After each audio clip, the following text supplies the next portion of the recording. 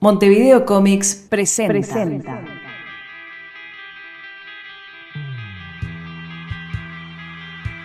Perdidos en el éter. Un trío de desinteresados científicos trabaja en un proyecto que mejorará el estándar de vida de toda la humanidad. Si inventamos un aparato teletransportador, nos llenamos de guita, macho. Cuidadosamente trabajan en su invención mediante complejos cálculos. Me llevo una y con esas son 3. Sos una mancha de café, un 8. Y aún más complicadas proezas de ingeniería. Este cable va acá, ¿no? No, vaya, déjame que te muestre. Pero aún con todas sus precauciones, algunos accidentes son inevitables. ¿Quién tiró mozzarella arriba del termopindulfo? ¿No ven que esto puede llegar a explotar? Nuestros héroes quedaron atrapados en el éter, una dimensión paralela a la cual llegan transmisiones de todas las manifestaciones culturales del planeta. Luego de establecer los filtros que impiden que la cumbia y otras porquerías los molesten, descubren que pueden establecer breves momentos de contacto radial con su dimensión de origen. De igual forma, se encuentran perdidos en el éter, un espacio presentado por Montevideo Comics, dedicado a la difusión de temas tales como la historieta, la ciencia ficción y los juegos de rol.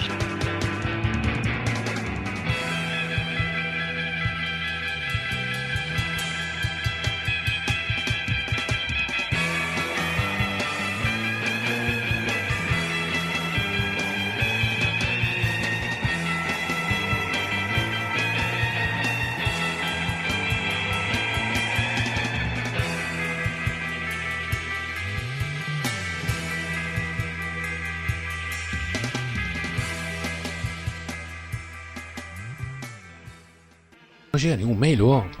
Nada, no importa. Vamos a decir que tenemos oyentes. Yo escribo un mail. Hola, señores de Perdidos en el Éter, qué bueno que está el programa. Ustedes parecen re simpáticos. Deben ser los machos de América. Les voy a presentar a mi hermana. Ah, sí, hablen de, no sé, Pirulo, el escritor de ciencia ficción y todo eso. Y lo leemos al aire, tipo como, oiga, ¿qué fue eso? Me parece que llegó un mail. A ver, llegó un mail. Ay, no, tengo que inventarlo, ¿qué más? A ver qué dice este mail. Ay, qué bueno, no es de nosotros. Nos llegó este mail de Mauricio de acá de Sayago, que dice: sí, alguien los escucha. Dice que nos escucha desde el primer programa y que confiesa, como que le diera vergüenza, que los 3 están muy buenos. ¿Los 3 quiénes? No, que los 3 programas estuvieron muy buenos. Que los temas que pasamos musicales están buenos, pero que no se escuchan con mucha calidad, posiblemente por problema de la emisora. Nosotros no tenemos nada que ver. Nos comenta que estuvo interesante lo de los juegos de rol, los Wargamers, y también sobre las biografías que hablamos, de Kirby, Schwartz y el otro que no se acuerda. Sí, el otro que no se acuerda es Heinlein. Va a estar contento porque vamos a hablar de juegos de rol. Nos pide que hablemos un poquito sobre Asimov, que sí, la verdad, aportó mucho a la ciencia ficción. Vamos a hablar de Asimov y probablemente le damos algún cuento de Asimov en el auditorio radiofónico Orson Welles. Después quiere saber la dirección de la emisora para visitarnos en algún día de grabación. Nosotros no sabemos dónde está la emisora, no nos han confiado con ese secreto. Nosotros grabamos nuestros programas acá en la dimensión nuestra. Y bueno, como somos bastante de madera, no es muy divertido vernos grabar. El producto final sí, porque pasamos 48 horas para crear 2 horas de programa. Bueno, nos contó que se enteró del programa cuando le llegó el mail promocionando el próximo Montevideo Comics. Bueno, sí, ese mail se mandó la semana anterior a que saliera el programa, así que no te perdiste ninguno. Y que no se le ocurre nada más importante para decirnos. Y Thanos, por último, con su postdata nos dice si podemos hablar algo sobre anime. Sí, el programa que viene, entre otras cosas, vamos a estar hablando de la serie Evangelion, una de las mejores series de anime en nuestra opinión. Y bueno, Mauricio, muchísimas gracias por este email y espero que te siga gustando lo que escuchás. Y cualquier recomendación o crítica, lo que sea, ya sabes, mandala para nuestro mail, que va a ser bien recibida. Gracias, Dios. Bueno, como comentábamos, hoy vamos a hablar de qué son los juegos de rol, su historia, vamos a comentar más o menos cuál es la mecánica de un juego de rol, a grosso modo, porque cada juego de rol tiene reglas diferentes, pero hay una mecánica superlativa que es más o menos para todos, y otras dudas que puedan tener, como si los jugadores de rol no somos todos una manga asesinos locos y todo eso. No somos, pero bueno. Y vamos a comentar algunos juegos de rol en particular, como Dungeons and Dragons, o El Mundo de Tinieblas, o Shadowrun. Y en lo musical, por supuesto, vamos a estar pasando temas que nos parezcan representativos de algún género en particular de juegos de rol. Y como primer tema del día, vamos a pasar Call of the Mountain King, hecho por Apocalíptica. No recordamos el compositor original de este tema, que que todos lo van a conocer cuando lo escuchen, que nos parece muy representativo de... Mastropiero, me quise pero no es Mastropiero. Nos parece muy representativo de los enanos de los juegos de fantasía medieval, y uno se imagina una buena batalla de los hachazos. Disfruten.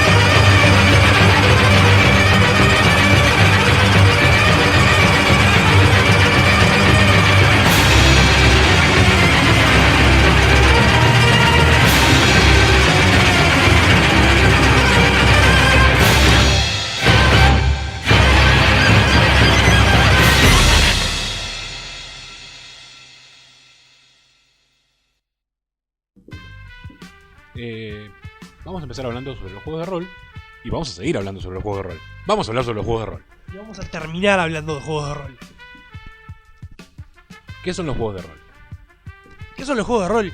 Es un poco más complicado en teoría que en práctica, pero son lo que los nombres lo indican. Son juegos, una forma de esparcimiento, donde cada jugador interpreta el papel, o sea, el rol, de un personaje. Perdón. E interactúa con los personajes de los demás jugadores bajo la supervisión y guía de un director de juego o máster o narrador. Cada juego le dice una forma diferente, que es otro jugador pero que trabaja en un puesto análogo al del banquero, del bancario, ¿no? O el del referee de un partido de fútbol. Y el grupo de personajes atraviesa historias y situaciones y va viviendo una ficción que se arma y se edifica a medida que van avanzando los juegos. Puede comparar un poco al viejo y querido Poliladron, digo, donde uno jugaba, digo, o los ladrones o los policías, con la diferencia que hay una persona que es el máster, que te está marcando un poco, digo, cómo va la aventura. No es que vos hagas lo que te dice el director del juego. Vos haces lo que querés, pero el director del juego te pone las limitaciones naturales que tendría una aventura. Sí, los otros análogos que puede haber más populares o más conocidos, es decir, que son como los libros estilo tú escoges tu propia aventura, pero más libres, porque ahí solo tenés las opciones del libro, o la definición que nos gusta usar mucho a nosotros, que son una mezcla entre un juego de mesa y teatro improvisado. Cada jugador interpreta un personaje, y cada personaje tiene determinadas características: cuán fuerte o inteligente es, cuán bien maneja una computadora, un vehículo o un arma. Cuanto mejores son las características, mejores chances tiene de tener éxito en una tarea en particular. Por supuesto, siempre existe el azar. Hasta el mejor en alguna tarea tiene chances de fallar y hasta el peor tiene chances de tener éxito. Es culo, puro y simple. Y este azar se representa con tiradas de dados. Dando como ejemplo lo que acaba de decir Magnus, supongamos que el personaje fulanito trata de manejar una computadora para hackearla y sacar información. Nunca ha usado una computadora, pero tiene una cantidad de dados mínima que le permite hacer una tirada, y si por casualidad consigue un éxito, consigue hacer algo de carambola, de culo nomás, y consigue que la computadora funcione y sacar la información. Existen muchas temáticas de juego, muchos géneros, tantos como hay ficción, porque recordemos que son ficción. Hay de fantasía medieval, de ciencia ficción, de horror, de superhéroes. Algunos están basados en obras preexistentes, como puede ser Star Wars o El Señor de los Anillos, y otros están inspirados en leyendas y temas comunes. Por ejemplo, juegos de western sin ningún setting, sin ninguna ambientación en particular. No digo, por ejemplo, el juego de rol de Bonanza, un juego de rol de cowboys, puro y simple. Y las posibilidades están limitadas solo por la imaginación. Hay que destacar, como ya lo habíamos dicho en otro programa anterior, que los jugadores de rol durante el juego no compiten entre ellos. Puede darse que dos personajes se tengan una competencia, pero no es el fin del juego que uno de los jugadores gane. El fin es que se cumpla una misión o que no se cumpla y se diviertan al no cumplirla. También hay que aclarar que el director de juego no compite contra los jugadores.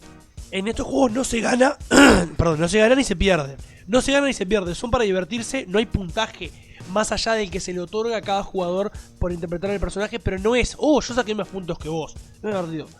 Esto también nos lleva a una pregunta que nos hacen muchas madres en sus cartas. ¿Estos juegos no son satánicos? No, señora, no tiene nada que ver con satanismo. Más de lo que pueda tener una novela o una película o una serie de televisión. Como se dijo antes, son solo juegos. Y mientras que las personas que los jueguen tengan claro la diferencia entre realidad y fantasía, no son más peligrosos que una partida de ajedrez. Lamentablemente ha habido falsos rumores y noticias exageradas sobre hechos aislados, difundidas por personas mal informadas que han creado cierta fama negativa a este hobby. Y lamentablemente eso no se detiene. Suelen suceder cada tanto malas informaciones que llegan y alteran un poco el panorama. Sí, bueno, en respecto a las malas informaciones y a estadísticas y datos concretos que muestran que esos rumores son falsos, para el que le interese, tenemos un par de archivos de computadora. Uno es la guía del tío Figa a los juegos de rol, que la traduje yo al español. Es la guía del tío Figa a los juegos de rol para los no jugadores de rol, para mostrárselos a sus padres o madres o amigos cuando lo comprenden. Y el otro es el reporte Pooling, que se llama así a partir de Patricia Pooling, la madre de un muchacho que se suicidó a principios de los 80 en Estados Unidos, que se suponía que se había suicidado por culpa del juego de rol. En realidad ninguno de los reportes policiales o psicológicos lo indica. El pobre tipo era un muchacho solitario, que da la casualidad que la madre tenía un arma de fuego a su alcance y no le prestaba atención, ni el gurí ni el arma de fuego. La mujer esta decidió salir como abogada en contra de los juegos de rol, diciendo que estaba muy documentada y no sé qué, y decía una sarta de boludeces. El señor Michael Stackpole, que es escritor de juegos de rol, diseñador de juegos de computadora y novelista de ciencia ficción, entre otras cosas ha escrito las novelas y los cómics de Rogue Squadron de Star Wars, compiló un reporte completísimo, son muchas páginas, ojo, es largo, sobre las actividades de la señora Pooling y sobre los datos erróneos que esta mujer esgrimía. Y la verdad vale la pena para el que le interese leerlo. También podríamos preguntarnos ¿quién puede jugar un juego de rol? La respuesta es muy fácil. Puede jugar cualquier persona siempre que tenga imaginación y ganas. Pero por supuesto es recomendable saber leer y escribir, aunque no hay que devorarse los manuales, pero hay que saber leer y escribir, y tener cierta madurez intelectual y emocional, más o menos de los 12 años para arriba. En Diego, por ejemplo, también nos puede contar qué necesitamos para jugar. Para jugar se necesita papel, lápiz, dados y manuales básicos. Si nos ponemos finos, algún manual especializado. Cada juego tiene su manual básico particular y algunos suplementos que traen diferentes temas que nos permiten en algunos casos armar más puramente nuestros personajes. También algo muy importante y que suele llamar la atención a los extranjeros al juego de rol, no extranjeros que sean de Francia o de París o de esos lugares diferentes, quiero decir a las personas ajenas a los juegos de rol, son los dados, porque ven dados de diferentes formas y colorcitos. Cada juego, como dijimos, tienen reglas diferentes. Hay una mecánica similar, como hay en cualquier deporte, o sea, el fútbol, el básquet, el voleibol, el waterpolo, todos tienen la misma meta final. Todos tienen que meter un objeto adentro de una meta, pero tienen reglas específicas diferentes. Uno en handball puede tocarla con la mano, la pelota, pero en fútbol no, porque te sacan amarilla o te cobran penales si estás en el área. Los juegos de rol tienen diferentes reglas y por ende utilizan diferentes tipos de dados. Algunos juegos usan solo dados de 6 caras, por ejemplo, la versión anterior a la actual del juego de rol de Star Wars o el juego Shadowrun, dos juegos muy populares, usan solo dados de 6 caras. Esos cuadraditos que uno encuentra en el Ludo de la Generala. Mientras que la mayoría utiliza dados de otros números de caras. Existen dados de 4 caras, que son pirámides, de 8 caras, de 10 caras, de 12 caras, de 20 caras y hay de 30 y de 100. Los de 30 son rarísimos, no se usan prácticamente para nada. Yo, por ejemplo, tengo uno simplemente porque me place. Y los de 100 tienen demasiadas facetas y parecen una pelota de golf. Nunca paran de rodar. Por lo general se usan 2 dados de 10, uno que tiene decenas para marcar una tirada que haya que hacer porcentajes, por ejemplo. Algunos juegos marcan las cosas con porcentajes. Bueno, los jugadores principiantes no deben preocuparse mucho por tener sus propios libros o dados. Como regla general, se comienza a empezar con un grupo de personas que ya tienen experiencia y se pueden usar los libros y los dados de esas personas hasta que uno se siente suficientemente compenetrado con el juego como para tener sus propias cosas. Si bien es cierto que en este país los precios de los manuales y los dados no son exactamente baratos, los precios son acordes a la realidad económica que vivimos y un manual no es mucho más caro que un disco compacto de música. Con el mismo material se puede jugar una vez y otra vez y otra vez y otra vez, siendo el único límite la cantidad de veces que uno quiera jugarlo en realidad. Por último, también es importante recordar que esta es una actividad para la cual se necesita mucho tiempo. No es que se jueguen semanas, pero una partida de rol dura como mínimo 3 o 4 horas y tiende más bien a durar entre 5 o 8 horas o quizás más. Los grupos regulares de jugadores, de amigos, tienden a reunirse a jugar por lo menos una vez por semana o al menos una vez al mes o cada 2 meses, dependiendo de cuánto le permitan sus actividades del mundo real, como trabajar o estudiar o la familia. A mí me gustaría en este momento que habláramos sobre... es algo totalmente subjetivo, pero me gustaría que nombráramos las cosas que encontramos dentro de los juegos de rol como útiles para las personas. O sea, qué cosas desarrollan los juegos de rol en las personas, qué cosas positivas. Y bueno, yo creo que lo dije la vez pasada, en lo personal, aparte de la evolución personal en el sentido de mejorar mi cultura o de mejorar mis conocimientos de tal o cual tema por la necesidad de tener que darles un ambiente válido a mis jugadores, es un juego muy grupal, desarrolla el espíritu de comunidad y permite tener una interrelación con la gente mucho más cercana de repente que otros tipos de hobbies en los cuales uno pasa un par de horas jugando atrás de una pelota, pero no hace tanta amistad. Uno aprende a conocer más a la gente dentro de los juegos de rol. Y ojo, no se asusten, lo del sentido de la comunidad no nos convierte en hippies el juego de rol, algunos ya lo son de antes. Usted tranquila, señora, su hijo no se va a convertir en un hippie fuma hierba. No, sí, es verdad, desarrollan mucho el espíritu de equipo, el relacionarse, y como escapismo yo encuentro que son infinitamente superior a cualquier otro hobby. Es mi opinión, por supuesto, compartida por mi colega y mi amigo Andriago, pero por ejemplo, yo toda la vida leí mucho cómics, libros. Me gusta el cine, la buena televisión y la mala también, no lo voy a admitir, pero uno se sienta con un libro, con un cómic y lo lee. Uno no se junta alrededor del cómic con 20 amigos a leerlo. Eso sería bastante incómodo. Uno comenta después el cómic o el libro. En cambio, en el juego de rol uno pasa 5, 6, 8 horas sentados alrededor de una mesa con unos amigos disfrutando, y no se crean que esto es una obra de teatro en que el 100% del tiempo uno está interpretando su personaje y hay del que quiera salirse del personaje y decir, vos, mañana te llevo el disco que te prometí para prestarte. No, hay momentos en que paramos, pausamos y es muy relajante cuando nosotros, por ejemplo, nos juntamos los fines de semana. Es muy relajante cuando después de toda una semana de estudio o trabajo o ambas, uno puede olvidarse de todo eso y ser un Jedi o un piloto o un caballero o un policía del año 20 en París, un gendarme de París, y simplemente olvidarse de todo y disfrutar con amigos. Sí, indudablemente, digo, cuando uno tuvo una semana horrible, tuvo problemas en el trabajo, quizás problemas en casa, el tener una sesión de juego en la cual uno puede de repente ponerse en la piel de una persona que nunca va a ser parecida a uno, o que uno no quiere que ese día sea parecido a uno, porque uno quiere ese día vivir una vida diferente durante unas pocas horas y sacarse de repente cierta tensión, por ejemplo, la agresividad. Durante el juego uno puede de repente quitarse la agresividad, que en la vida normal no está bien visto, ni es bueno que uno la saque. Uno no puede andar por ahí pegándole a los compañeros de trabajo porque lo molestaron todo el día haciendo las cosas mal. Uno no puede pegarle al guarda del ómnibus porque le dio mal el cambio.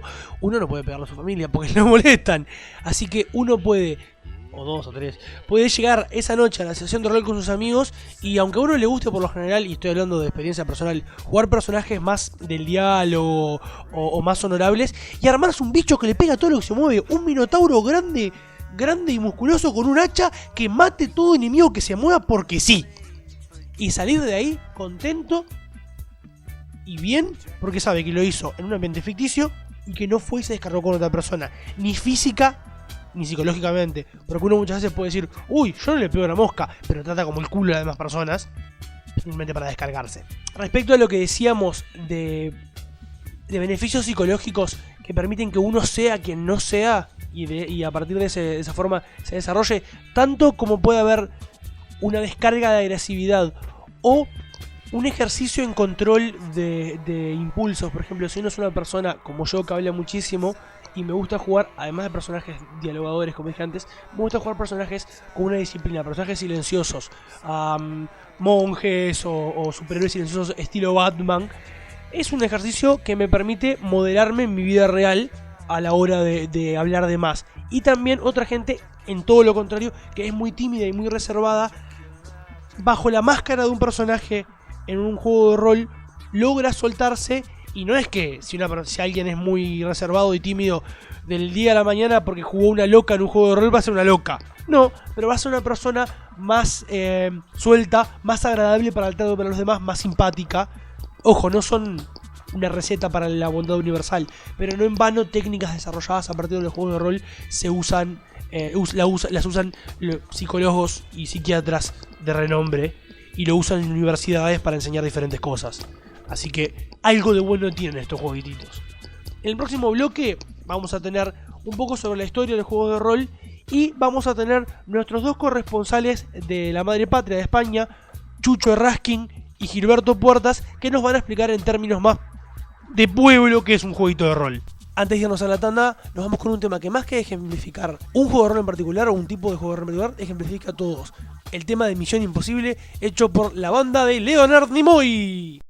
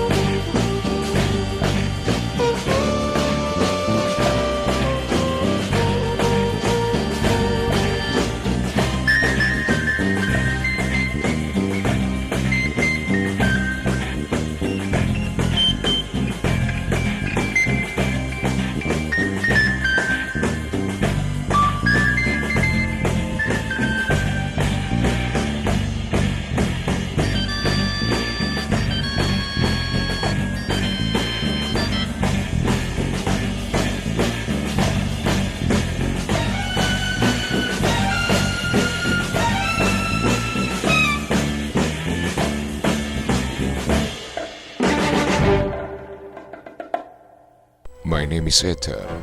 Perdidos en el éter. Bombón y caramelo, barrita, perdidos en el éter. Hola, colegas. Aquí estamos nosotros. Somos Gilberto Puertas. Saludos, mamá. Aquí hay Raskin. Él es Chucho Raskin, exacto. Y estamos aquí para explicarle el tema del día en palabras simples, que todos podamos entender. Hala, vamos a empezar. ¡Ay-ho! ¡Ay-ho! ¡Al bosque a trabajar! Bienvenidos a esta sección. Tomen un bocata de chorizo y una bebida y empezaremos a explorar la pregunta del día de la fecha. ¿Qué coño es un juego de rol? ¿Tú sabes qué es un juego de rol, Chucho? Sí, algo divertido. Me ha explicado un amigo que mola mucho el juego y sabe de qué va la cosa. Sí, creo que es cuando tú estás con una tía y esa se disfraza de colegiala o de enfermera y eso, y bueno, y juegan a que tú eres un paciente muy malo o algo así. ¿No es eso? No es eso. ¡Ah, no! ¡No! Es ese, tú no se sienta alrededor de la mesa con unos colegas y tiran dados y juegan a que son un caballero Jedi o alguna especie de tipo nave espacial o un caballero de la medievalidad y eso, o un mago, ¿no? ¿Qué es un caballero Jedi? Un caballero Jedi como Luke Skywalker. Un Jedi, tío. ¡Un Jedi! ¡No seas bestia! El Luke Skywalker es un Jedi. Que te doy una hostia. Que te doy una hostia. Te quedas quieto, tú te doy una hostia. Empecemos a contarle a la gente cómo es esto. Por ejemplo, tenemos el máster o director de juego o narrador, que le dicen de diferentes formas en diferentes juegos. Este es el tío que se pone detrás de una pantalla, como Shaki Rodríguez Estrata, y lleva, digamos, a los malos del juego. Tiene 4 funciones muy importantes. ¿Te las dices, Chucho? Claro, es el coleguilla que nos hace las maldades. Bien, sí, pero tenemos aquí unos puntos bien explicados en esa carpeta con font tamaño 25 que te hemos puesto para que veas. Gilipollas, deja de hacer el tonto. Por ejemplo, ¿qué dice ahí? ¿El máster qué hace? Explica la aventura. Es verdad, explica la aventura. La historia. Claro, hace las tiradas de los malos y los personajes secundarios. Controla que se respeten las reglas. Que reine buen rollo entre los jugadores. Sí, se encarga que los jugadores traigan bebidas y a poder hacer algo de picar, y generalmente es el tesorero del fondo común para comprar los refrescos. Y por eso es que siempre me pides plata. Pues nunca tienes, te la gastas todas en drogas. Después tenemos los dados. Dados son esos pequeños prismitas o redondelitos que rebotan en la mesa y que por alguna razón inexplicable siempre acaban cayendo debajo de la misma. ¿Quién es la misma? Es útil para saber el resultado de una tirada. Sí, bueno, pero también sirve para tirárselos contra el máster por si te cabrías con él. ¡Toma, hijo puta! Y se lo tiran. Así de fácil. Luego tenemos la hoja de personaje, que es un trozo de papel donde se apuntan las estadísticas de tu monigote y básicamente indica lo difícil que es que para que le peguen o cuán fácil puede pegarle a alguien, y tiene puntos de vida para que no es que caiga todo hecho pelota. No, hay que llevar estadísticas, yo no. No hay que llevar estadísticas, es como los datos, es como la cédula de identidad. Después tenemos a los jugadores. Los jugadores son aquellos energúmenos que tenemos ganas de pasárnoslos en grande machacando monstruos y destrozando puestos de fruta al mando de una camioneta 4x4 de esas, un jeep. No tenemos ninguna otra obligación que no sea respetar las reglas, dar lo mejor de nosotros y, cómo no, pagar parte de la bebida, ¿no? Eso no va por mí. Sí.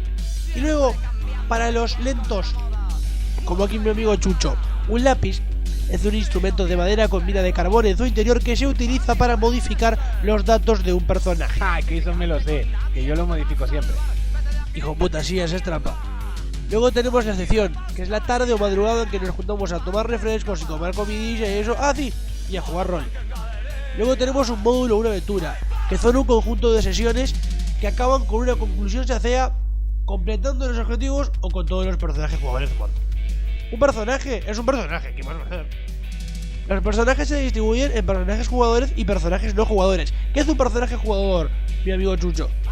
Supongo que es el que la juega bien, que la mola lindo. Hombre, el cartel. Eso. Pues son los que manejan los personajes. Los jugadores son los que manejan los jugadores.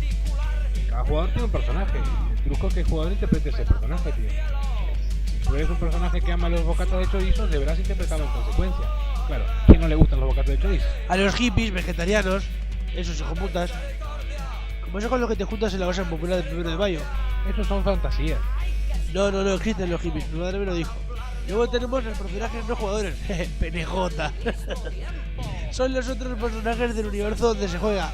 Se hacen enemigos o secundarios como el cantinero, el tío que te sirve las bebidas. El máster es el que se encarga de interpretar a estos personajes cuando aparecen en la partida, con el solo efecto de joder a los jugadores. Y lo que tú me tiras a mí, me hace un dron. Luego tenemos la pantalla, que es un obstáculo en forma de cartón doblado que se pone delante del máster para permitirle hacer tiradas en secreto y que los jugadores puedan ver su resultado. Y para protegerlo de los objetos arrojadizos lanzados por los jugadores cabreados. Cierto, a veces el máster en vez de dados utiliza carozos de durazno atrás de la pantalla para falsear, para hacer trampa. Y por último tenemos lo que es una tirada. ¿Qué es una tirada? Una tirada es una tía que está muy regalada. No, eso es otro tipo de tirada, perdón. Una tirada es el hecho de lanzar un número de dados idiotas y sumar dados idiotas o inteligentes. Y sumar o de otra forma controlar los resultados según el sistema de juego en particular. Y se realizan con un objetivo esencial: comprobar si un personaje es capaz de hacer una cosa determinada o escapar sus posibilidades, como por ejemplo si Yuyo puede pensar o no. Todos sabemos que no puede. ¿Qué nivel de matemáticas hay que tener para eso? ¿Hay que sumar hasta cuánto? No, tiempo hasta 10 nada más. Ah, bien, hasta 20 puedo. Sí, y si te sacas los zapatos. Hoy traje sandalias, tío. Excelente. Y eso fue todo por hoy en nuestra sección. El tema del día hecho simple. ¡Hasta la vista! ¡Avivac! ¡Hala! ¡Abur!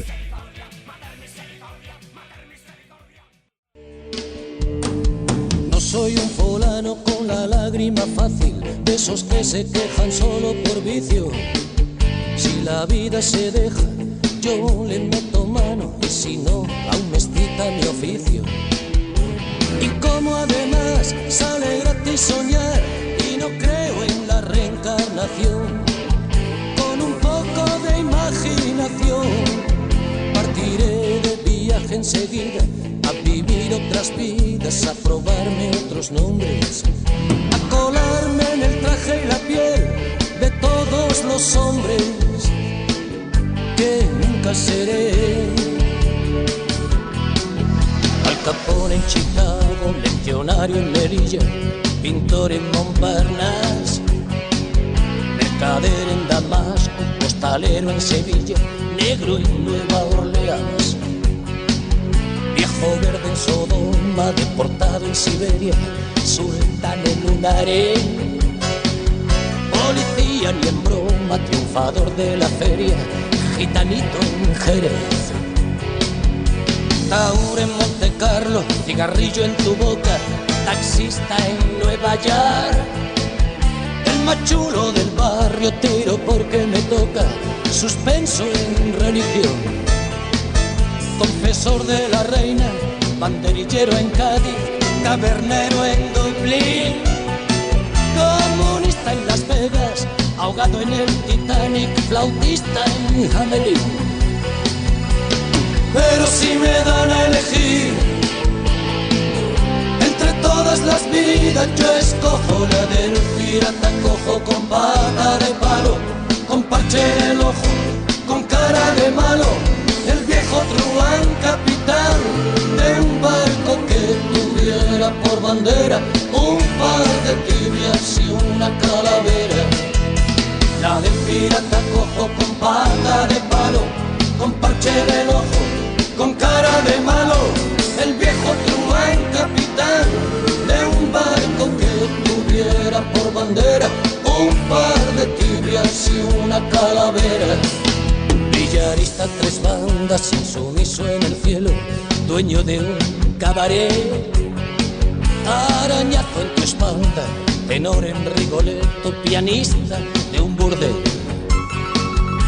cosero en La Habana, Casanova en Venecia, anciano en Shangri-La, polizón en tu cama, vocalista de orquesta, mejor tiempo en Le Mans, cronista de sucesos, detective en apuros, conservado en alcohol, violador en tus sueños, suicida en el viaducto, guapo en un culebrón, morfinómano en China, desertor en la guerra, boxeador en Detroit, cazador en la India, marinero en Marsella, fotógrafo en Playboy.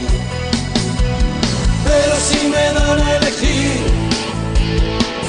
entre todas las vidas, yo escojo la del pirata cojo con pata de palo, con parche en el ojo, con cara de malo, el viejo truán capitán de un barco que tuviera por bandera un par de tibias y una calavera.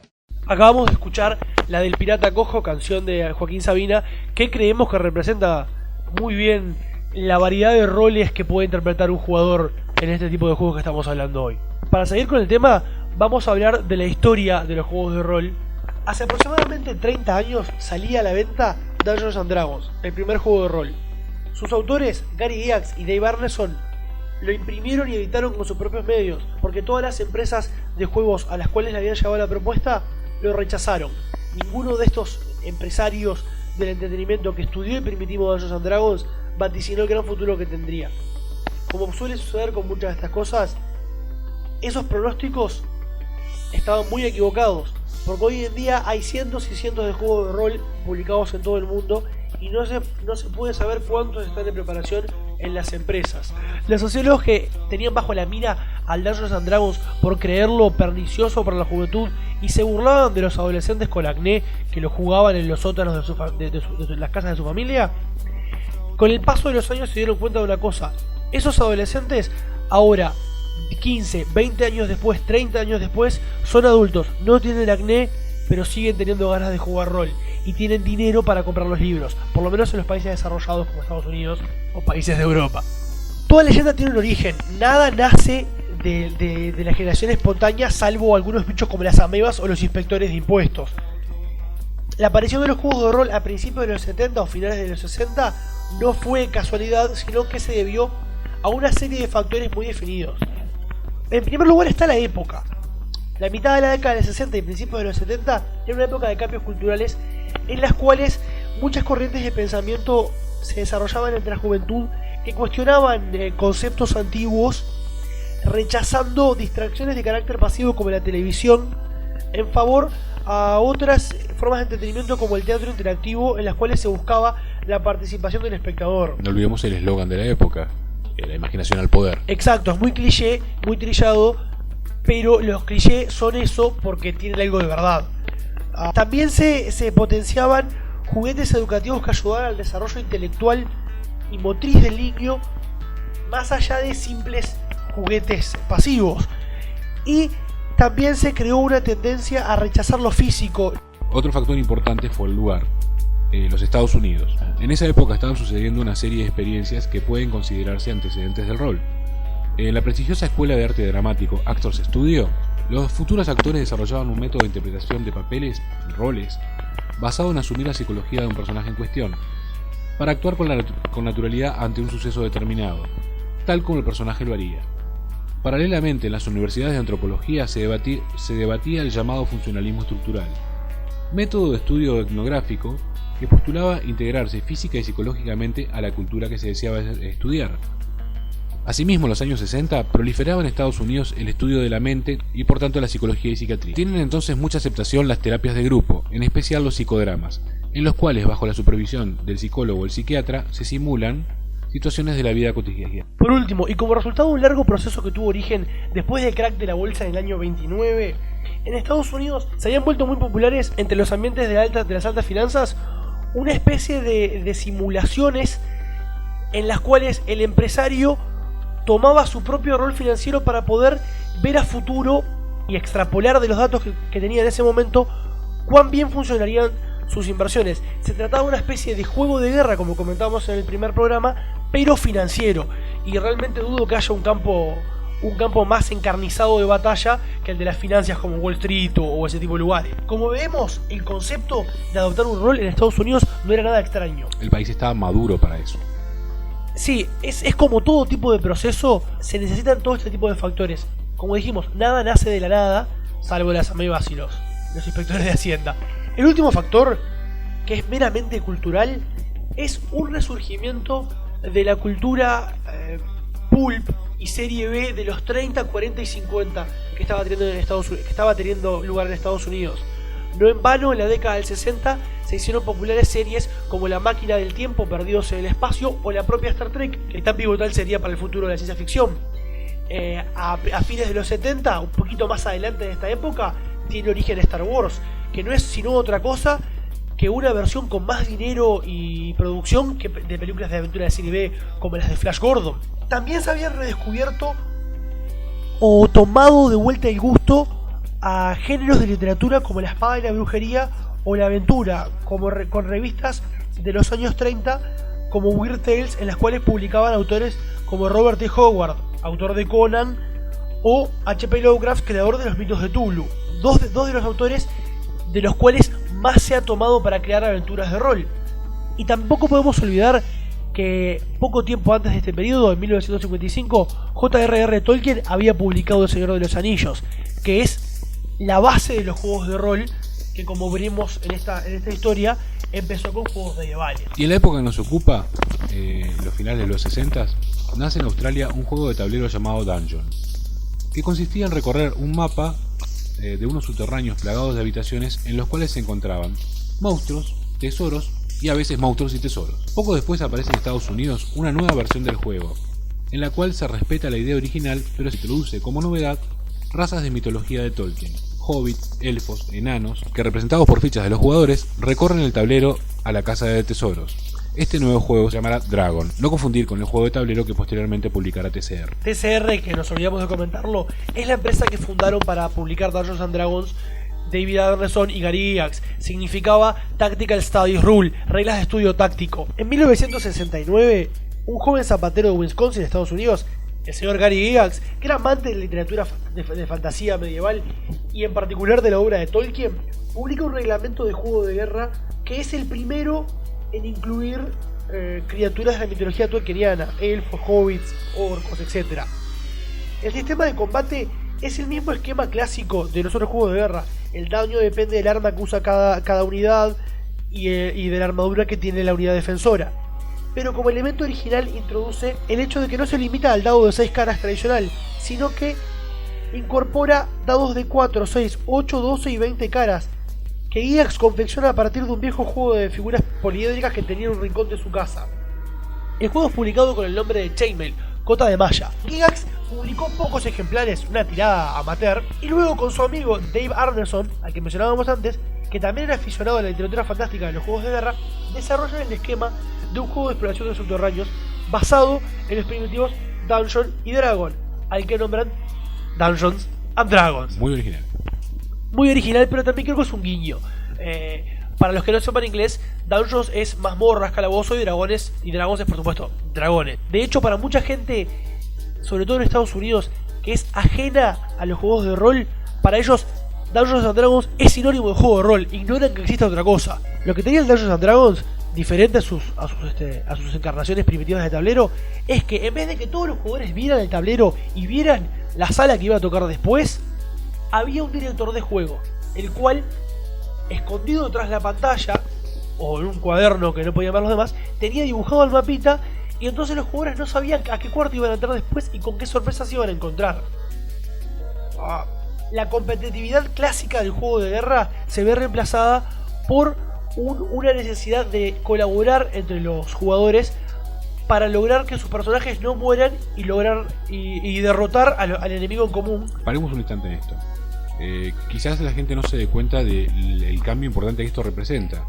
Imagínense lo que es jugar sobre un tablero donde se ve toda el área y uno siempre está planeando qué va a hacer en el acto siguiente en consecuencia, y de repente empezar a jugar en un lugar donde uno no sabe con qué se va a encontrar en el siguiente nivel, porque no puede verlo. Sí, la verdad que añade mucho realismo a esta idea de estar interpretando un personaje, porque uno puede realmente sorprenderse. Es este tipo de juego que Gary Gygax y Dave Arneson lanzan bautizándolo como Role Playing Game, juego de rol, porque es el nombre que se le da en Estados Unidos a los psicodramas. Había nacido el juego de rol con las características que lo definen: personalización, o sobreinterpretación del personaje del rol, un desarrollo del juego basado en el diálogo y la imaginación más que en un tablero o un guión, y la presencia del árbitro o director de juego, el máster. Los juegos de rol continuaron evolucionando, y tanto Dungeons and Dragons, que se convirtió en un éxito comercial inmediato, tanto que avanzaría a lo largo de los años para convertirse en Advanced Dungeons & Dragons avanzado, y luego segunda edición de Advanced Dungeons & Dragons, el que fue más popular durante muchos años, y hace 3 o 4 años se lanzó Dungeons & Dragons tercera edición, se puede hablar de 4 generaciones de rol a lo largo de estos 30 años o más de historia de este tipo de hobby. Bueno, la primera generación nace evidentemente con Dungeons & Dragons en el año 74. En él encontramos a los jugadores, a los personajes jugadores divididos en clases, diferenciados entre ellos, pero no entre sí. Es decir, 2 personajes jugadores de la misma clase serán prácticamente iguales, tendrán los mismos objetivos y sabrán hacer más o menos las mismas cosas. Con clase nos referimos, en estos juegos medievales, de fantasía medieval primitivos, a las 4 clases básicas, que son el guerrero, el mago, el clérigo y el ladrón, que luego se dividirían en permutaciones, y en los juegos de ciencia ficción o de fantasía espacial tendrían sus contratipos con el piloto, el contrabandista y el psiónico, pero más o menos se mantendrían las mismas. Bien, el carácter de los personajes jugadores está representado de una manera bastante simplista, mediante rasgos o alineamientos que definen de algún modo su carácter. El personaje jugador continúa trepando por una escalada de niveles, los cuales le dan cada vez más puntos de vida, mayor capacidad de supervivencia, etc. La filosofía de las aventuras suele ser de carácter maniqueísta, o sea, los jugadores que son el bien contra el mal, que son todos los demás. La mayor parte de la primera generación de juegos contempla una temática medieval fantástica, más o menos basada en la fantasía heroica de la obra de Tolkien. Surgen de esa forma juegos que imitan el éxito de Dungeons & Dragons, como el muy baratamente llamado Túneles y Trolls, o otros juegos como Caballería y Brujería, pero también surgen juegos de ciencia ficción como Aftermath, Consecuencia, Mundo Gamma, o el clásico de los juegos de ciencia ficción, que es Traveler. Para fines de la década del 70 y principios del 80 se puede establecer lo que es la segunda generación de los juegos de rol, cuyo comienzo se determina con la publicación en el propio año 78 del juego RuneQuest. La principal característica de RuneQuest y de los juegos de este periodo es el uso de competencias o habilidades o pericias, como lo llaman en diferentes juegos, que hacen que las clases de personaje se puedan personalizar más. Antes, si uno era un guerrero, solo era un guerrero. Ahora se puede ser un guerrero, y con quizás un poco más de costo de puntos a la hora de crear el personaje, se puede tener un guerrero que también toque un instrumento musical, o que pueda leer instrumentos, idiomas antiguos. Muchos de estos juegos también hacen desaparecer el tema de la mejora por niveles, pero Dungeons & Dragons lo mantiene y lo ha seguido manteniendo hasta el día de hoy, porque bueno, es su marca registrada. También se tiende a aumentar la complejidad de las reglas de juego para que haya una regla que contemple cada situación. Si el personaje tiene que ir al baño, ¿cada cuánto tiene que ir al baño? ¿Por cuánto tiempo tiene que ir al baño? Esta segunda generación tuvo sus ventajas y sus desventajas. La complejidad de las reglas, vamos a ver que fue tratado de abandonarse más adelante, de simplificarse más adelante, en pos de una mayor fluidez en la mecánica de juego. Exacto.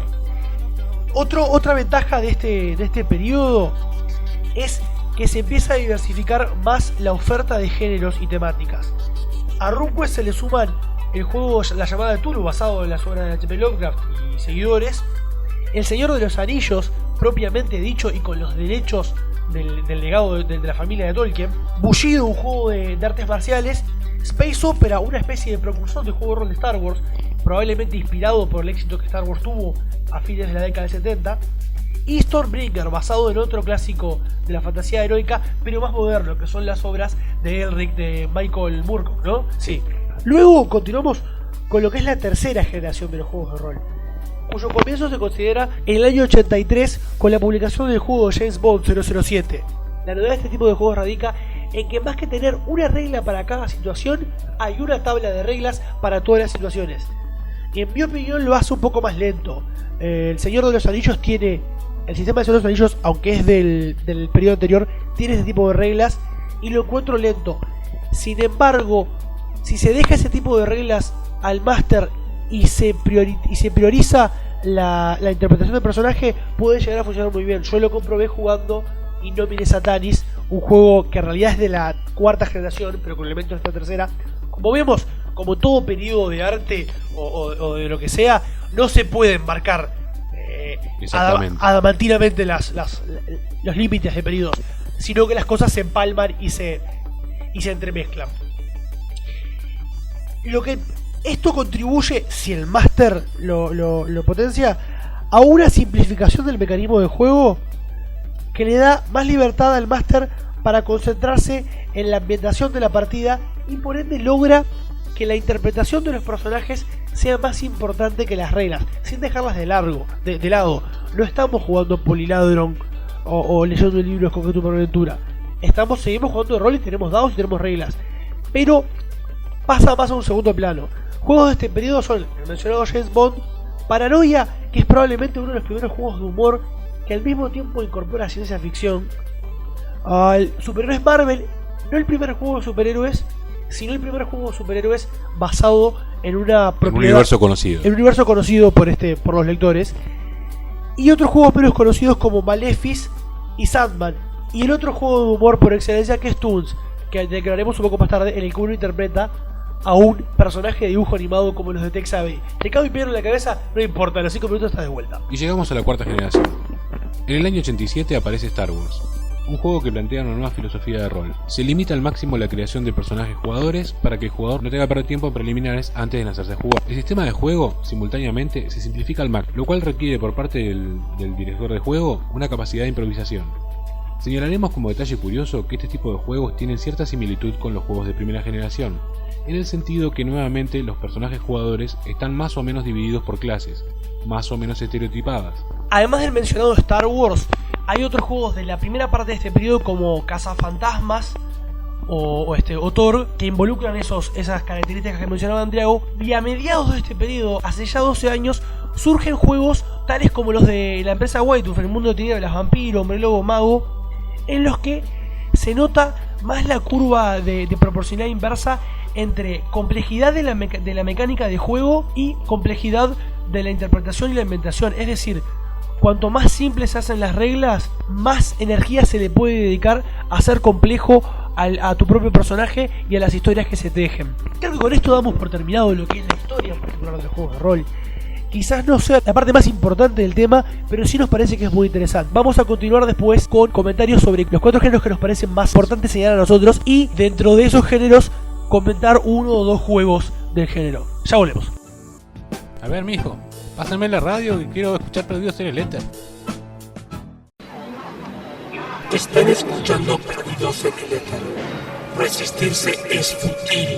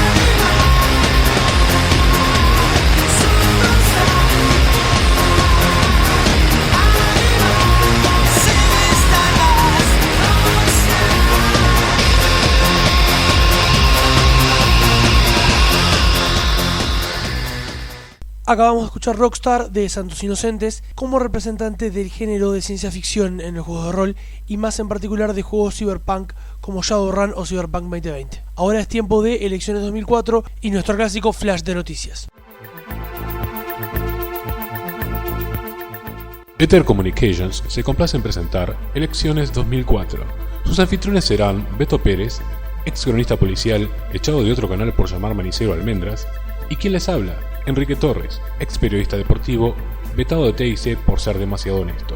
Juntos nos embarcaremos en un profundo análisis de todo el acontecer electoral, desde las candidaturas hasta el recuento final de los votos. Ahí estaremos.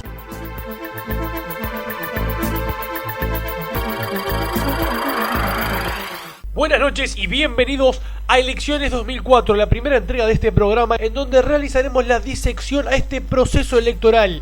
Buenas noches, Enrique, ¿cómo estás? Buenas noches, Beto. Esta parece ser una noche maravillosa para hablar sobre el juego de la política. En efecto, queremos comentarles a la gente que quizás vean que ninguno de estos candidatos es realmente uruguayo, pero hemos accedido a una oscura ley de la Constitución de 1830 que indica que si una persona o personaje de ficción ha sido publicado por un espacio de varios años en el país, tiene derecho a convertirse en ciudadano legal del mismo y acceder a los cargos. Es importante señalarlo porque realmente ninguno de los personajes es uruguayo, creo. Tenemos un argentino en el Partido Independiente, pero varios argentinos, pero uruguayos no tenemos ninguno. Así que me pareció importante recalcar eso. ¿Qué nos decís, Enrique? La pelea va a estar reñida, tenemos contendientes duros, y creo que hay algunos candidatos que pueden llevarla de ganar, porque saben correr bien la cancha. Sí, en esta primera entrega vamos a presentar a los candidatos del partido Dirección y Convicción.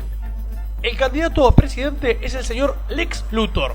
El señor Luthor, con su gran experiencia como empresario, y que es un país, sino una gran empresa a llevar adelante, y con la mentalidad pericial de un científico, podrá lograr sacar a este país del pozo en que se encuentra sumido y ponerlo en su merecido lugar entre las potencias del primer mundo. ¿Qué comentarios nos ofreces en base a esto, Enrique? Como tú dirías, es un hábil declarante. Por supuesto, por supuesto. Después tenemos al candidato a vicepresidente, el señor Guy Gardner, conocido con remoquetes como Green Lantern o Warrior. ¿Qué nos dices, Enrique, de él? Es un deportista excelso, jugador en equipo como solo un Green Lantern puede hacer. Gardner tiene, sin embargo, la individualidad necesaria para seguir el approach duro de Luthor hacia la política exterior. Efectivamente, yo respeto a alguien cuyo estilo de peinado siga el gran mode de los tres chiflados. ¿Quién es el candidato a ministro del Interior? Bruce Wayne. Nada menos que Batman, conocido por estos lares como Bruno Díaz. Creo que a pesar de cooperar por encima de la ley, nunca me ha parecido una cosa positiva porque hay procedimientos los cuales seguir en admitir que el hombre murciélago tiene la habilidad, determinación y equipamiento necesarios para combatir efectivamente a los amigos del ojero y a otros delincuentes. Y a pesar de que se corta solo, siempre sabe llegar al área. No, creo que tiene una muy buena relación en equipo con este mozalbete de las inferiores. ¿Cómo se llama? Robin. Exactamente.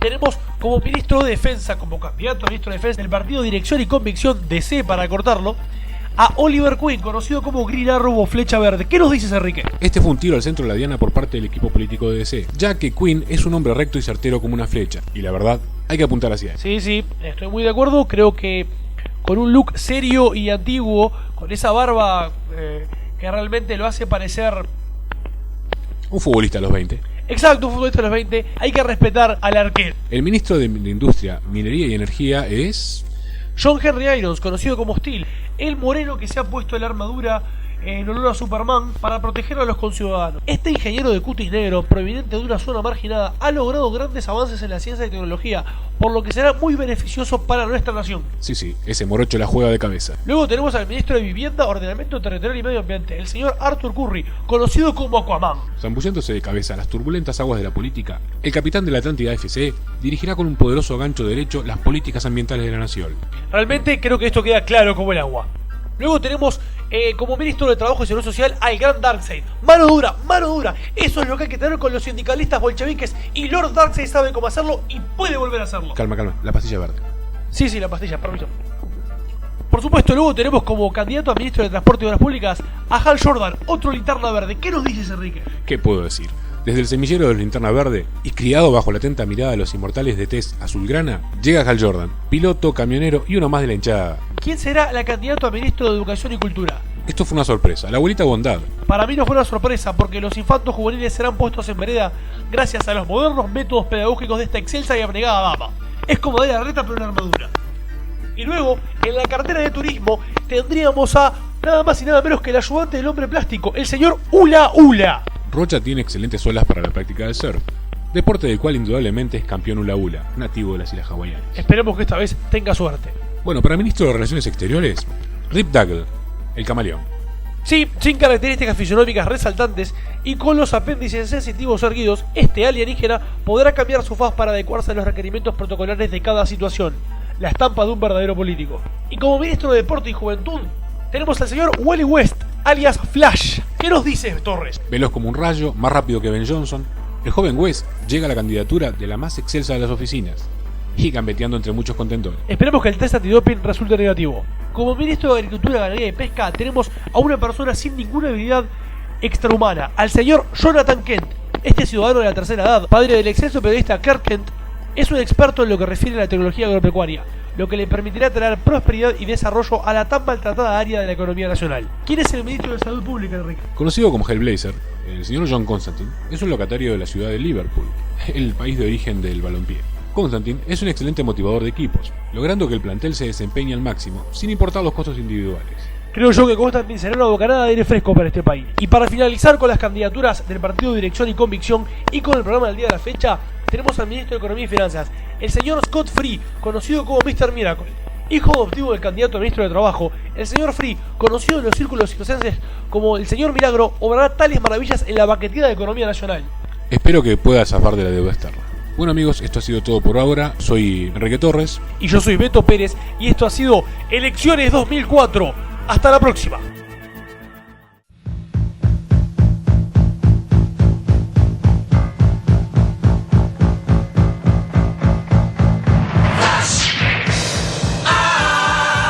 De noticias. ¡Ladrones! ¡Ladrones! Durante el fin de semana del 30 de abril, en la convención Pittsburgh Comic Con, al artista Joseph Michael Linsner le fue robado un portfolio con arte original directamente de su mesa. Linsner, famoso por el cómic independiente Dawn, aún está intentando explicarse cómo fue que sucedió exactamente. En el medio del ajetreo, el ladrón se hizo con un portfolio de 11 por 14 pulgadas conteniendo 8 piezas de arte original que Linsner esperaba vender en el evento. 6 de las 8 piezas eran arte ya publicado, varias eran pinturas que Linsner había hecho de personajes de Marvel como La Cosa y Deadlock, y 3 eran del personaje insignia del artista, Dawn. El valor de las obras está estimado en $2.500. ¡Ay, qué dolor! Este cómic es demasiado pequeño para los dos. Como primero de una serie de lanzamientos de creaciones de autor, la empresa Moonstone anuncia la contratación de Chuck Dixon, afamado escritor de cómics tales como Birds of Prey, Nightwing y muchos cómics de Cross-Gen, y el legendario artista argentino Enrique Villagrán, el Tony, etc., actualmente dibujante de Punisher, para hacer una serie de cómics de Wyatt Earp. ¡Bang, bang! ¡Qué maravilla! Karima Carpenter, actriz que interpretara a Cordelia en Buffy Ángel, era una de las principales candidatas al rol de Wonder Woman en una posible película de la heroína. Sin embargo, la actriz aparentemente arruinó su chance al haber posado desnuda para el más reciente número de la revista Playboy. Y como Dios es grande, ya tenemos las fotos. ¡Qué extraño! En su foro de internet, el escritor Andy Deagle anunció que en conjunto con el dibujante Pascual Ferry realizarán una nueva miniserie de Adam Strange para DC Comics, a publicarse a partir de septiembre. La miniserie podría ser la punta de lanza para nuevas series con los personajes de ciencia ficción de DC, y comenzará con Adam Strange borracho en Gotham City y en líos con la policía. ¿Se fue de copas con Iron Man? Serenity despega. Joss Whedon, creador de Buffy Ángel, está haciendo Serenity, una película que continuará la historia de su cancelada serie de televisión Firefly. La producción del film, nombrado por la nave del show, comenzará en 3 semanas y contará con todo el cast original. Whedon comentó que la película será más grande, más rápida y más fuerte que la serie, porque el cine le permite hacer algo de un nivel más épico que no puede en la televisión. Resumió sus comentarios diciendo que la película es como si se tomara una gran dosis del programa de televisión de una sola vez. El film resolverá algunos puntos de argumento que quedaron colgando de la serie, pero no todos. La película, que se está rodando en Los Ángeles, se estrenará en el 2005. ¡Yahoo! ¡Viejo verde! La editorial DC Comics anunció el retorno de uno de sus mayores héroes, el ex Green Lantern, Hal Jordan. La miniserie de Rebirth, escrita por Geoff Johns, JSA, Flash, Hawkman, e ilustrada por Ethan Van Sciver, New X-Men, Flash, no tendrá como objetivo determinar cuál Green Lantern es el mejor de todos. Los creadores a cargo del proyecto sostienen que Green Lantern es cool y punto, no importa cuál. Hágase la luz de la linterna verde. Y hasta aquí el... de noticias. El siguiente género del que queremos hablar es el género de la ciencia ficción, que quizás no tenga ese escapismo, el alto grado de escapismo que tienen los juegos de fantasía medieval, pero tiene una variedad más grande de permutaciones, porque está desde la ciencia ficción dura y pura, que puede ser Traveler en ambientaciones de ciencia ficción bien clásicas, a la space opera de Star Wars, pasando por juegos que mezclan la ciencia ficción con la fantasía medieval como Shadowrun. Quizás no tengan la cuota de escapismo, pero sí tienen un sabor a eso que siempre quisimos jugar de niños, eso que siempre quisimos ser de niños. El héroe galáctico. El héroe galáctico. Ya sea para los más veteranos John Carter de Marte o para los más jovencitos Luke Skywalker. Esta variedad de temas dentro de la misma materia trae aparejado una variedad más grande en la tónica de juego. En la fantasía medieval, salvo excepciones como puede ser dentro de Dungeons & Dragons, Ravenloft, que es de terror gótico, o Birthright, que es un juego más bien de intriga política, todos los juegos medievales son juegos de aventura, porque es el tipo de historia que se da. Realmente sería un poco aburrido ver al rey Arturo, en vez de peleando contra Morgan Le Fay o quien sea, verlo discutiendo negocios o política en la mesa con otro rey.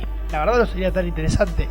En cambio, en la ciencia ficción, tanto en los juegos de rol como en la literatura que los origina, uno puede ser un explorador intergaláctico como el Capitán Picard o el Capitán Kirk, un héroe de una rebelión contra un imperio opresor como Luke Skywalker o Han Solo, un científico o político en un universo parecido al de Dune, o un pandillero de un mundo post-apocalíptico tipo Mad Max como en Shadowrun.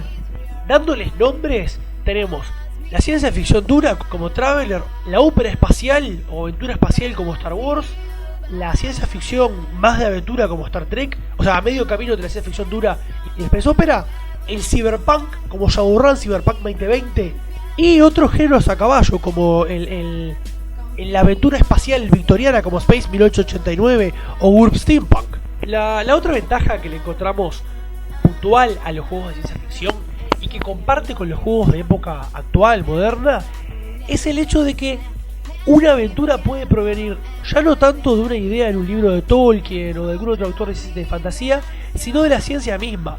Con un par de retoques y cambios de nombre, Bill Gates y su monopolio sobre la informática fácilmente se vuelve el dios emperador de Dune y su monopolio sobre la especia. Sí, a veces las ideas para jugar salen del mismo informativo o del diario. Exacto, tan fácilmente una historia, una noticia en el diario sobre Bush y la forma en que se está moviendo para expandir su dominio petrolero sobre el Medio Oriente, se convierte en una aventura para Star Wars donde Bush es el emperador Palpatine y Donald Rumsfeld, el secretario de defensa, es Darth Vader.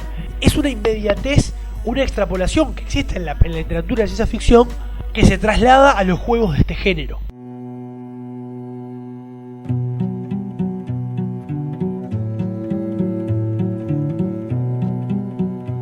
Perdidos en el éter se complacen en presentar la frase de la semana.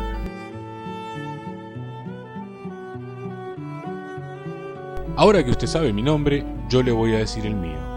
Eduardo, interpretando a Elliot R. Sim, personaje de Paranoia, ganador de la mención Hindenburg de Dr. Pertile al humor involuntario, Premio Zeppelin 2003.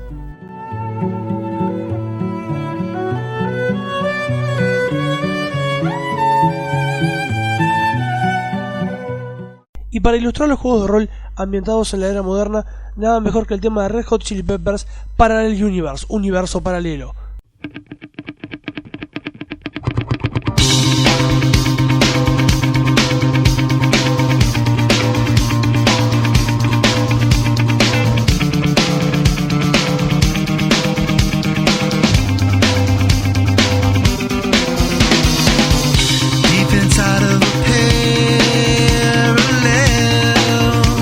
Universe.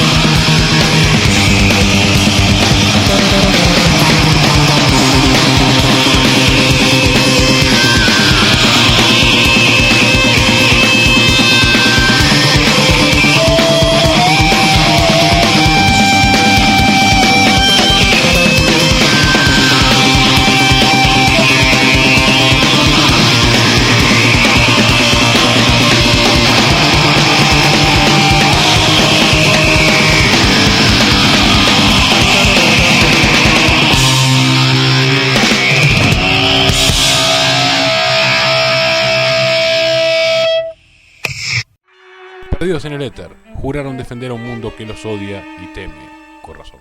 En el día más brillante, en la noche más oscura, ningún mal escapará de Perdidos en el éter.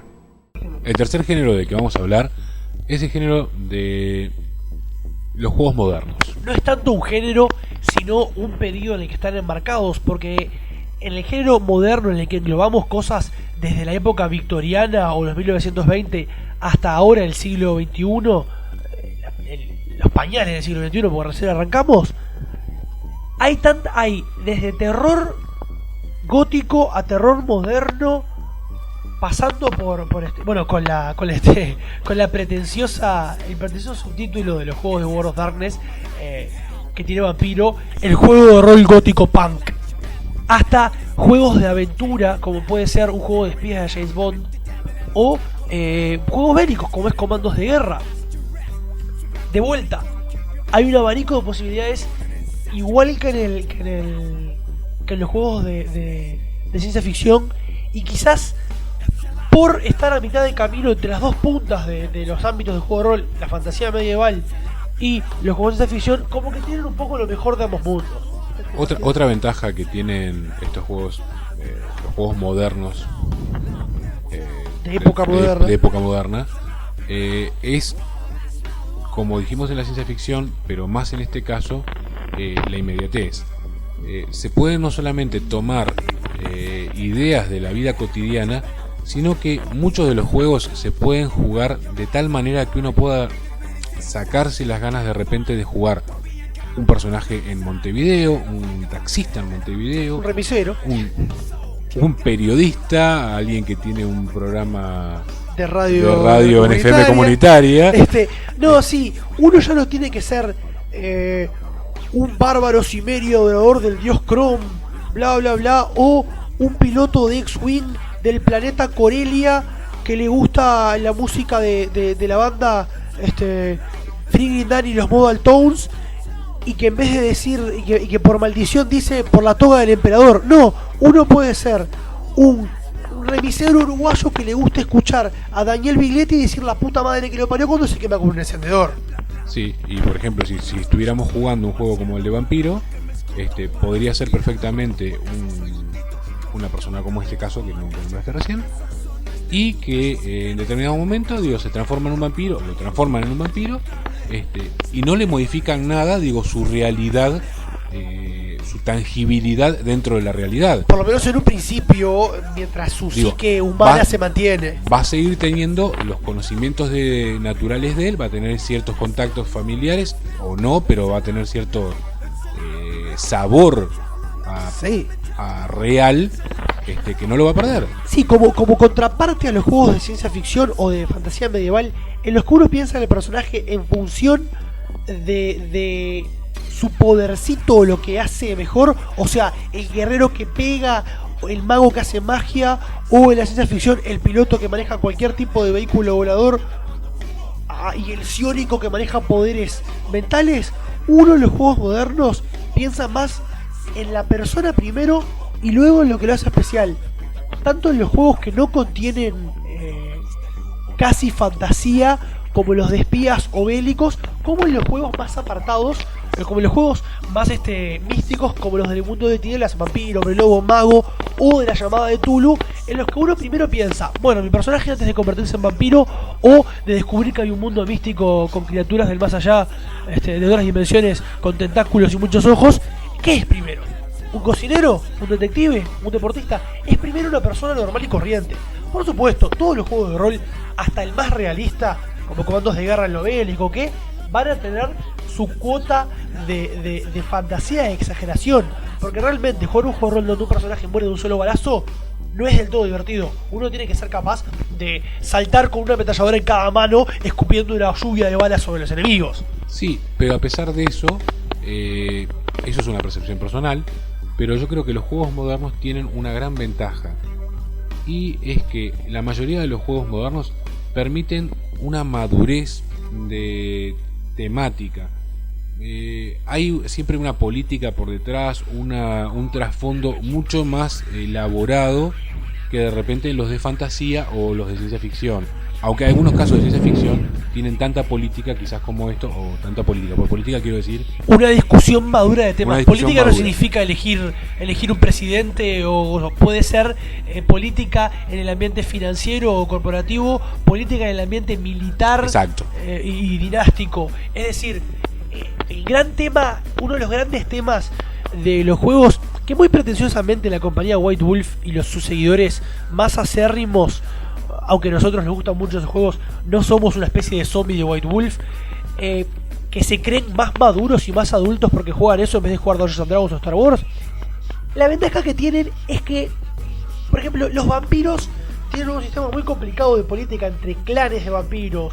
Los hombres lobos tienen tribus con una relación, si bien los hombres lobos son más bien los buenos, tienen peleas internas. Es más, aunque vos sos un tipo que se pueda transformar en un hombre lobo de 3 metros y medio que puede levantar un auto con una sola mano, es más realista, aunque parezca mentiras. Quizás la palabra no es realista, sino coherente. Claro, hay que reconocerles esto. Digo, estamos hablando de por ejemplo, del universo de White Wolf, Mundo de Tinieblas. Del Mundo de Tinieblas, y hay que reconocerle esto. Las aventuras, por la misma temática, no son tanto de combate, aunque hay combate, por supuesto. Si uno lo quiere. Pero no tienden a ser tanto de combate como de interacción, investigación, deducciones, movimiento dentro de sistemas, Claro. sistemas sociales. No por nada estos juegos que estamos mencionando, como la llamada de Tulu o los de World of Darkness, son, en el caso del primero, un juego de tercera generación, la definición es a grosso modo que damos hoy, y en el caso del segundo, los de World of Darkness son de cuarta generación. Juegos en que la mecánica de juego es más simple, pero la temática es más compleja. Como decíamos, se puede ser una persona del siglo XX, XXI, normal y corriente. Sin ir más lejos, una campaña de vampiro que jugábamos nosotros con nuestros amigos discurría en su totalidad en el Río de la Plata, Montevideo y Buenos Aires, y aparecían, siendo vampiros, personajes tales como Papo o Alejandro Dolina. En suma, si vos querés ser un vampiro con termo y mate, este es tu tipo de juego.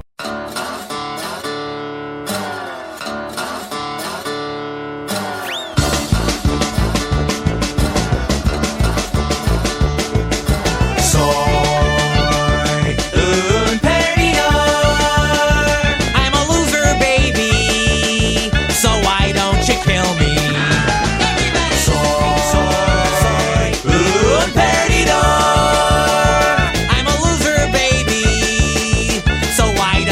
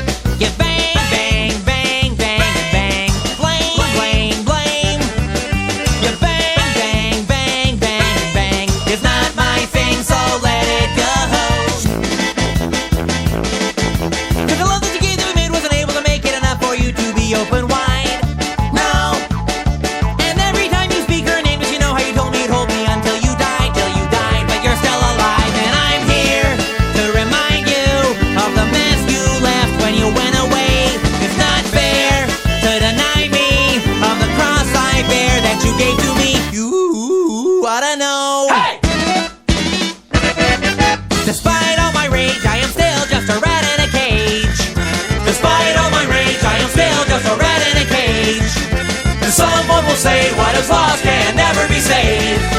Despite all my rage, I am still just a rat in a cage.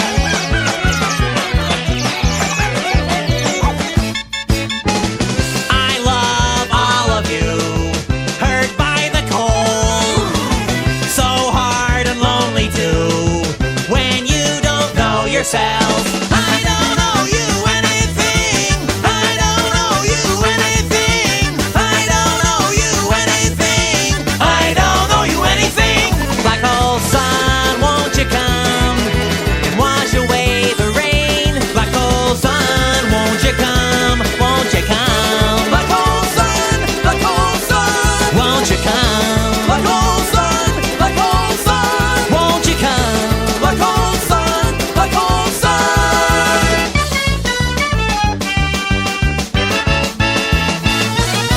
Do you have the time to listen to me whine about nothing and everything all at once? I am one of those melodramatic fools, neurotic to the bone, no doubt about it. Sometimes I give myself the creeps. Sometimes my mind plays tricks on me. It all keeps adding up. I think I'm cracking up. And am I just paranoid? Or am I just stoned? Or am I just stoned?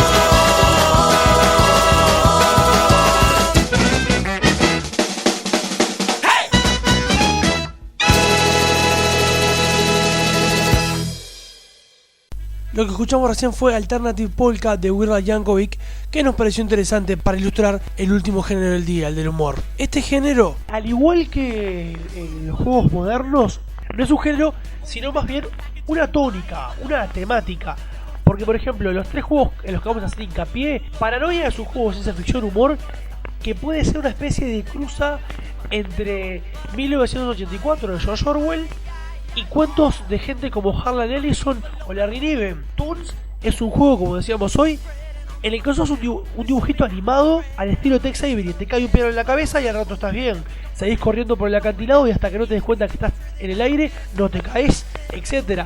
Y Fan Hunter, juego del cual nació el desvarío de los españoles desde el principio, es un juego más bien para frikis, para fanáticos. Tenemos que aclarar también que este tipo de juegos son recomendables para jugar no como campaña, sino como pequeñas cantidades de sesiones o pequeña sesión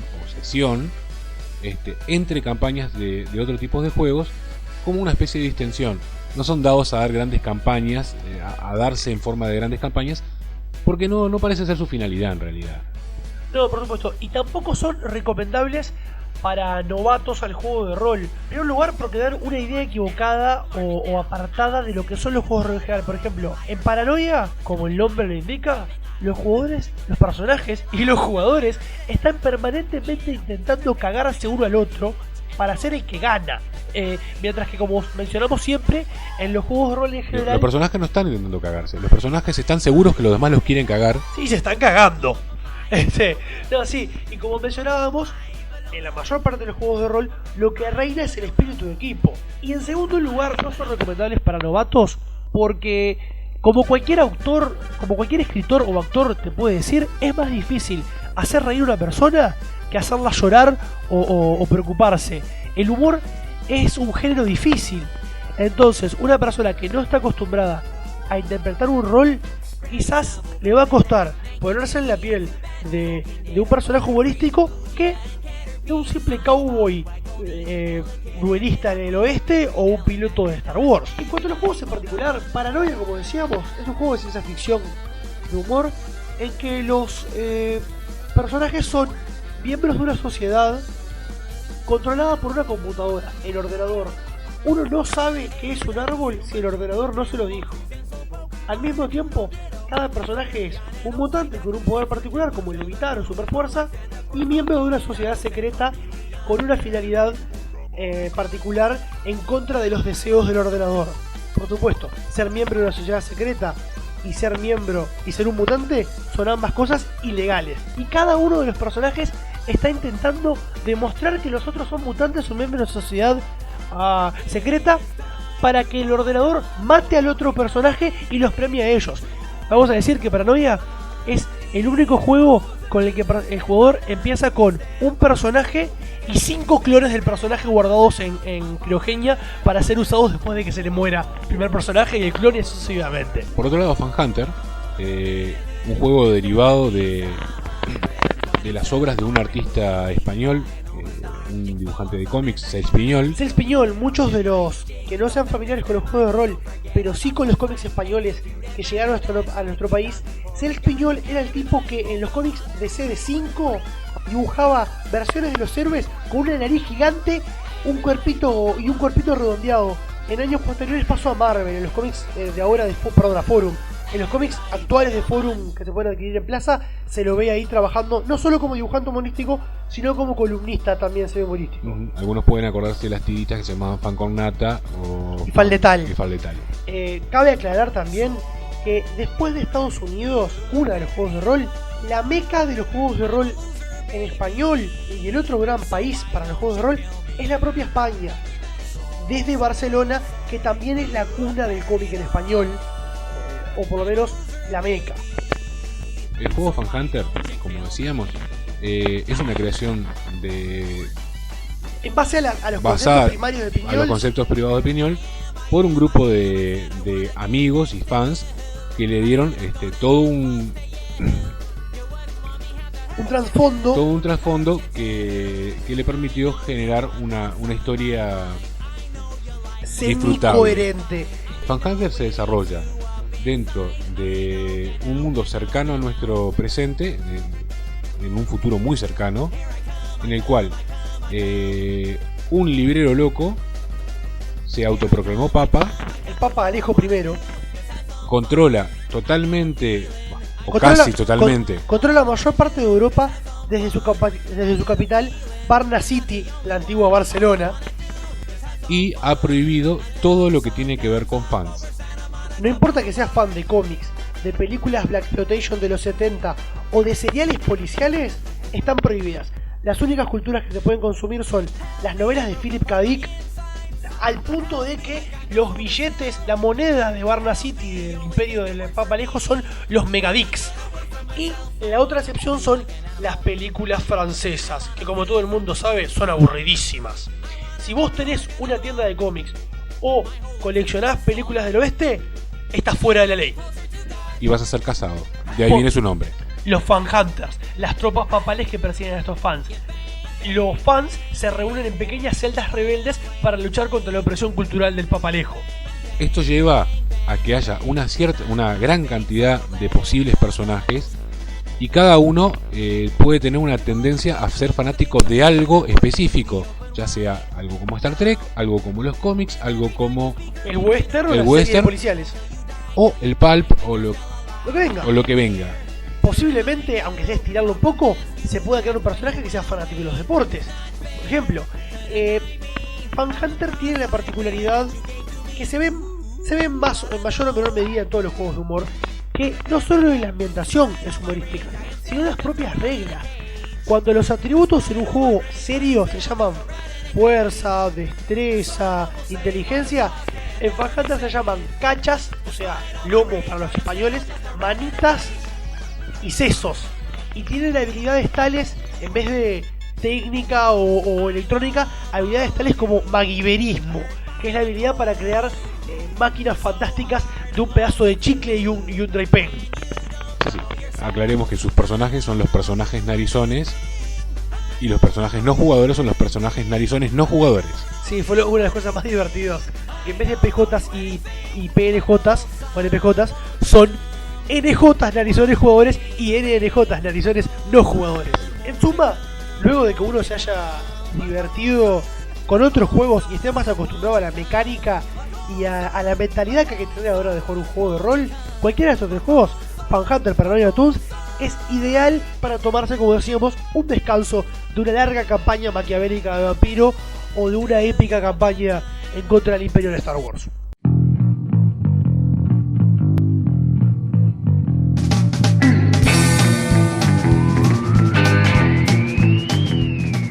¿Sabías que El primer papel protagónico del actor Tom Hanks fue en la película Monsters and Mazes, en la que interpretaba a un perturbado jugador de rol?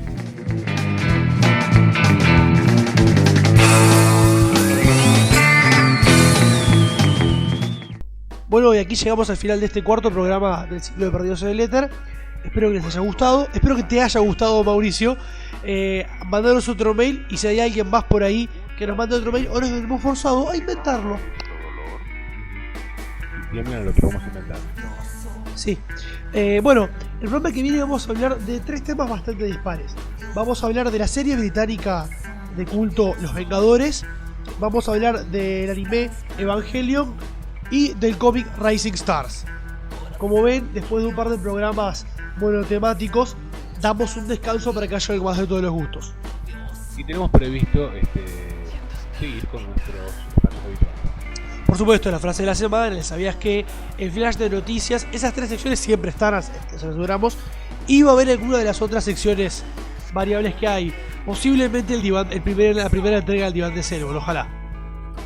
Les queremos recordar que Montevideo Comics es dentro de casi exactamente un mes, el 12 y 13. Exactamente. Bueno, hoy es 13, el 12 y 13 de junio, en la estación central de AFE. Por más información, www.montevideo.com.uy/mcomics o en nuestra página perdidoseneletter.tribo.com. Y también queremos recordarles, a propósito de Montevideo Comics, que mañana, viernes 14 de mayo, mañana para ustedes, no para nosotros, porque es grabado, vence el plazo para entregar en el Rincón del Coleccionista, en Uruguay y Convención, o Lecturas, Colonia y Convención, en la galería, las obras, los cómics o la ilustración para los concursos de Montevideo Comics. Saludos a nuestra gran audiencia. 2 puntos, Mauricio.